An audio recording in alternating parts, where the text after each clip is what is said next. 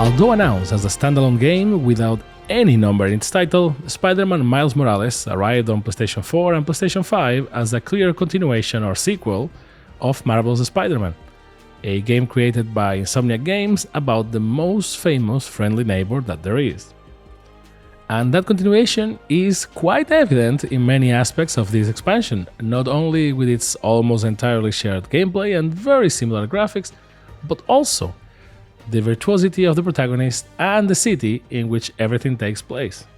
And we're going to talk about that and much more in this episode of BitViews. Hit it, Spidey!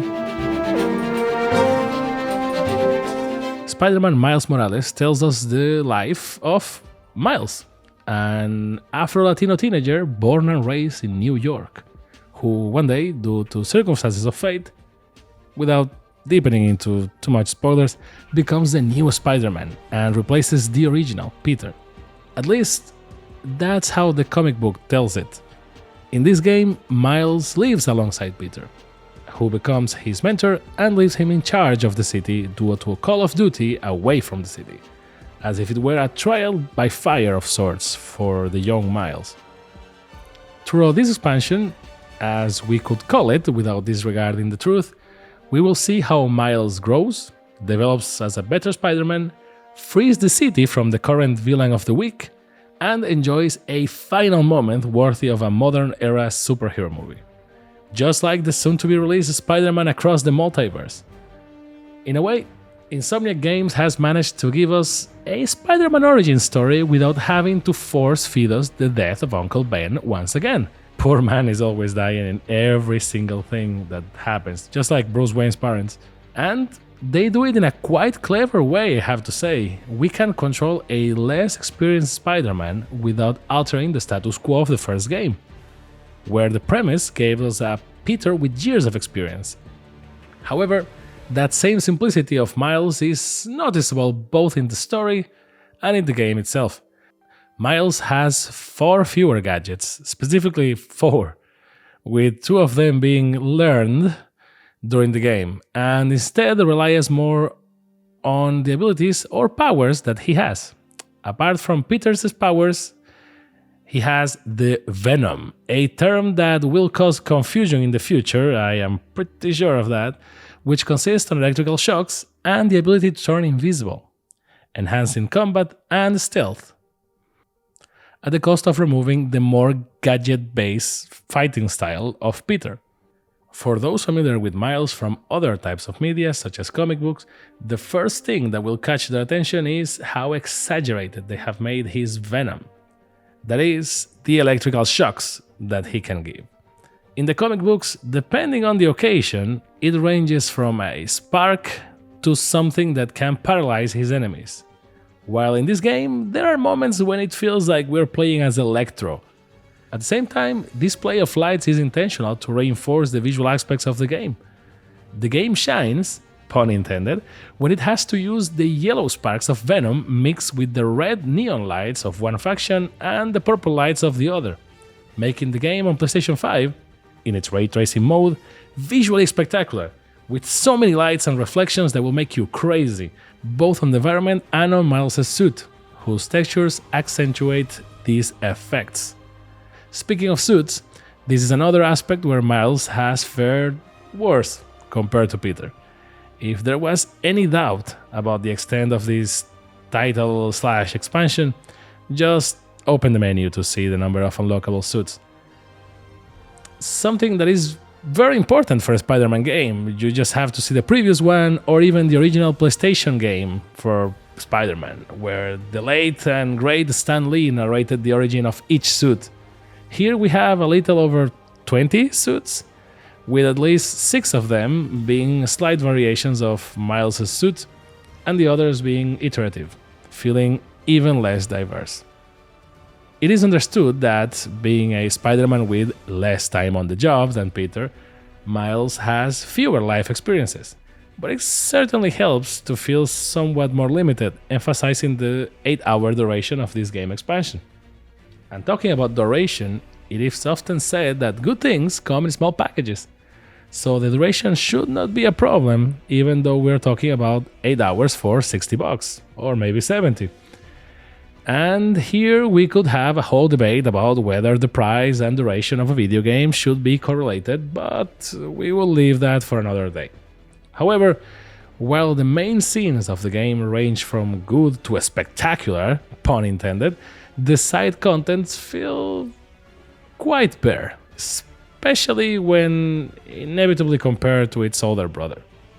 Following that thread, the collectibles in the original version brought back memories of many famous characters from the franchise, explained Peter's relationship with other people, how he had evolved over time, and overall, there were many nods to the fans. It was amazing to just pick up all those collectibles and see all those memories, regardless of you being a movie fan, a comic book fan, or whatever. In the case of Miles, these collectibles seem to reference elements from within the game itself, not from the comic book universe in which he has been participating since 2011.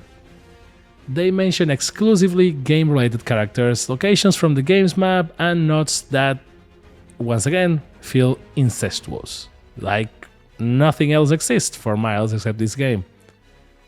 And although the idea of the Friendly Neighborhood app is cool and makes the side missions somewhat more intuitive, and also brings our Spider-Man closer to its origins of solving, normal people problems, so to speak, when the side missions or collectibles don't offer anything new that we haven't already experienced or anything from the world's lore, even though, it's still very fun to swing towards them, they lose some impact when obtained, and therefore they lose some interest as well.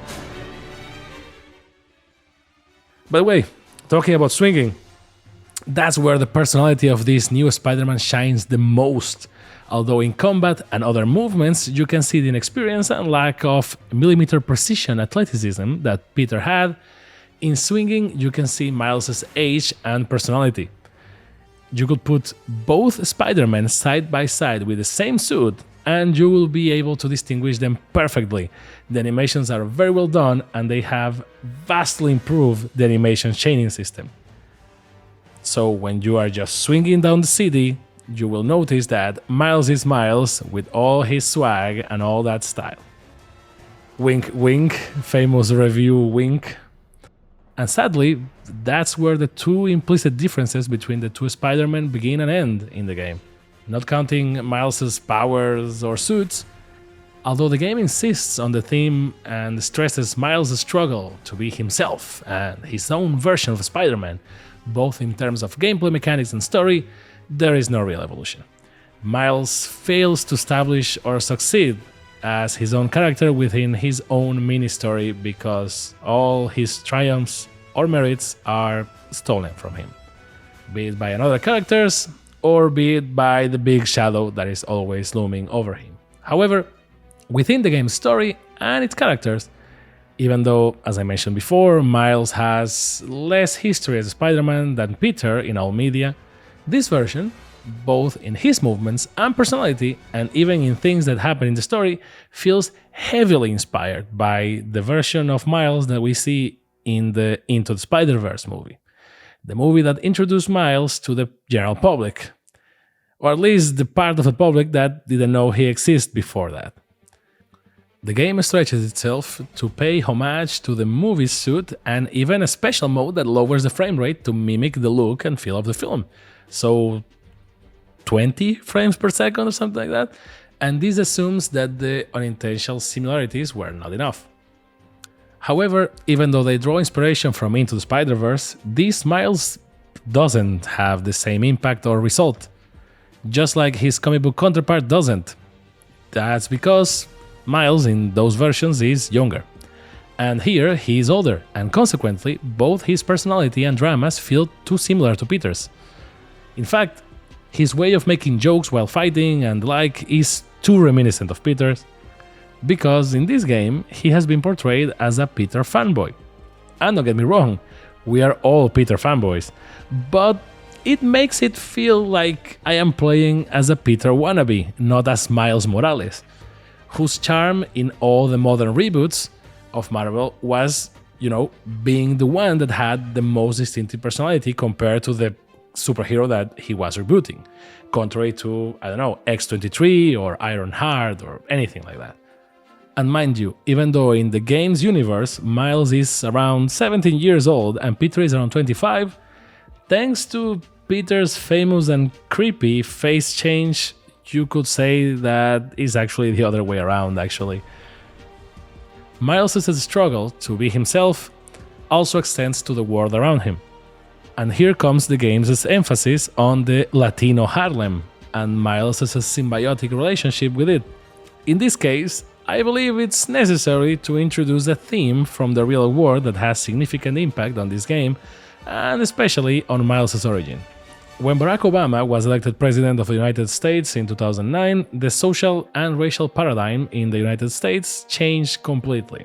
With the first African-American president in its history, Marvel, like many other entertainment companies, reassessed their positioning and that of their creations and decided that the next Spider-Man should be Afro-Latino, combining two of the most influential minorities in the country.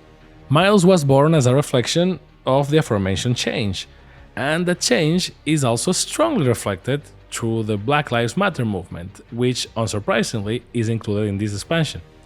This means, as I mentioned before, that Miles Morales becomes the Spider-Man of Latino Harlem, and this wouldn't be a problem if it weren't for the conception of the character himself, and the circumstance severely limits his range of action to just that neighborhood. To a certain degree, it feels as if, because he is Afro-Latino, he is obligated to focus on protecting and leading only that neighborhood and not the entire city of New York, which is the destiny of this superhero, of Spider-Man. This detail is very strange for a character like Spider-Man because, as I mentioned before, he takes care of the entire city of New York, not just one neighborhood. It is understood that the idea is that Miles is more inexperienced and therefore his scope is even smaller than Peter's, who in turn protects a neighborhood and not an entire country like more powerful heroes do. However, it is hard not to see Miles as confined to that area, and again, I don't believe it is the intention of the story to do so, but due to a combination of elements, it really feels that way. Throughout this expansion, Miles does evolve, of course, but this change doesn't feel voluntary or sought after. It feels forced upon the character, rather than being driven by the circumstances surrounding him. I didn't feel that Harlem fully accepted him as a legitimate Spider-Man because of his actions, but rather because, well, if Peter isn't here, I guess this is our Spider-Man. I didn't feel that his actions carried the weight they should for the responsibility he bore on his shoulders. I didn't feel that I got to know Miles the way I got to know Peter in the original game. And, well, yes, there is a difference in the time that you spend with both, but I caught a glimpse of that boy from Into the Spider-Verse. I saw him swinging around town, I saw him through the music he listens to, I saw him through the color palette, through his fighting style, and yes, I felt that Harlem accepted him, but not for who he is, but rather for how he is, in a sort of self-exclusionary way. But I didn't see a Spider-Man Miles Morales. I just saw this version of a Spider-Man. It's weird. Marvel's Spider-Man had a motto that said, "Be greater. Be better, be bigger." I felt that perfectly with Peter after spending so many hours with him. By contrast, the motto of this game is be yourself. Be true to yourself. And unfortunately, I didn't feel that way. No matter how much the graphics, gameplay, city, or music accompanied it, I felt it was someone else. A boy who's not Spider-Man, a shadow of a hero, someone trapped in this world. As a side note, and talking about differences, although Miles' Adventure is also playable on PlayStation 4, it was released as one of the flagship titles of PlayStation 5. I often say that the PlayStation 5 has three differentiating elements beyond graphics, because that alone doesn't give us anything extraordinary. And although this game looks very good with all the light and texture effects supported by the ray tracing mode in the fidelity mode at 30 FPS, The 3 stars of the PS5 are the vibration of its controller, the resistance of its triggers, and the ease of implementing 3D sound. And this is where one of my biggest criticisms comes in. The vibration is used in a very immersive way. And when it does appear, it brings a smile, like when it emulates the train tracks when Miles is on them. But it doesn't accompany us throughout the game as much as I would like. It appears very sporadically. When it appears, you feel it, you love it, but it's not there consistently. As for the triggers, well, they are limited to offering a slight resistance when shooting webs or swinging. And it's understandable that, you can't do that in a very crazy fashion, otherwise it actually affects gameplay. But, you want the Sony studios to actually take advantage of all the things in the controller, and it feels kind of underwhelming. The 3D sound, on the other hand, is there, yes, but not as effective as, for example, in Demon's Souls. That was another title that came at the same time as a launch title. And yes, one is a remake, and the other is an expansion, right? So I think it's a fair comparison to assume that, putting the gimmicks in was kind of the priority, and when they are not there, they feel kind of disappointing. It's a shame, because being in a city like New York, hearing in detail where things are coming from will be a luxury. But we will have to wait for Marvel's Spider-Man 2 to see these features fully realized. Or at least I hope so. Please, Insomniac, please, I beg you, please. The Anonymous hero, however, resides in the loading times, to the point that using the subway is dangerously efficient, since the travel is instantaneous. We won't see Spider-Man's famous animations on the subway, but given this speed, Insomniac actually had a very cool detail, and you can go into the options of the game and enable them so that you can see them regardless, because the title loads so fast that you're never going to see them ever. So Insomniac just put them as, a very nice detail for the fans that want to see those fun transitions. And talking about transitions, the transitions between buildings or when repeating, challenges or stuff like that without loading times make the game much faster and the tasks a lot less tedious. Given the amount of content, this is appreciated in Spider-Man Miles Morales. But where it truly changes your life is in the remastered version of the first game, which is included in the Ultimate Edition of Miles' title for an extra $20, but hey, is a good option for those who missed out on this great game. Due to the absurd amount of content that the original game offers, being able to just play it without loading times and stuff, such a game changer. On the other side, well, Spider-Man Miles Morales is an expansion that brings a couple of interesting novelties and changes, but is undoubtedly just that, an expansion. It's not a complete game, despite us paying the mandatory $60 to $70 for a new game. Nor do I think it's worth more than $30, to be honest, in the current generation. This version has an entertaining story, a character who is starting to stand out in the mainstream between this game and the animated movies, with a perspective that is not always accepted in stories of this caliber. It has flaws, of course. Errors in the character that I have already mentioned, but someone who enjoyed Marvel's Spider-Man will likely overlook them and enjoy once again the adventures of this young Spider-Man. Because in the end, that's what it is, more of the same. And if you like it, well, here's another dose, smaller, but here's another dose.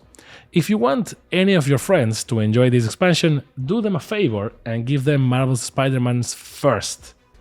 And if they enjoy it as much as you did, then you can talk to them about Miles' expansion.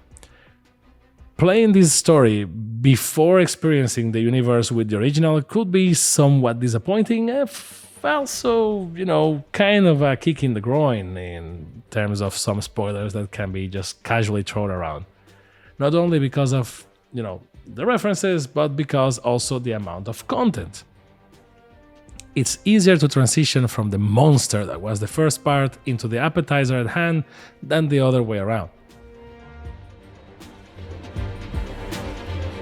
In conclusion, Insomniac has brought the web slinger back to us, listening to players' feedback and improving several things that were requested, while at the same time keeping that sensation of feels like Spiderman. At the same time, you can't help but wonder how the gameplay can be escalated after this, because Miles feels very overpowered compared to Peter. Fortunately, there are some hints that we all sense about how this can be balanced, because yes, Miles has more powers, but Peter can be dressed in black, wink wink. At the end of the day, if there is one thing that this game has proven to me is that Insomniac's formula worked and works. But it also makes it clear that after the original game, the City That Never Sleeps expansion, and this Miles expansion, certain mechanics are starting to show their seams. So we have no choice but to trust the studio that gave us that great game in 2018 and see how they take advantage of this intermediate step to evolve and fully surprise us with what they have in the shadows. In the meantime, well, we will have to swing with this appetizer, with its flaws and virtues, like every Spider-Man does. Thank you for your time, don't forget to like and subscribe, and see you next time on BitViews.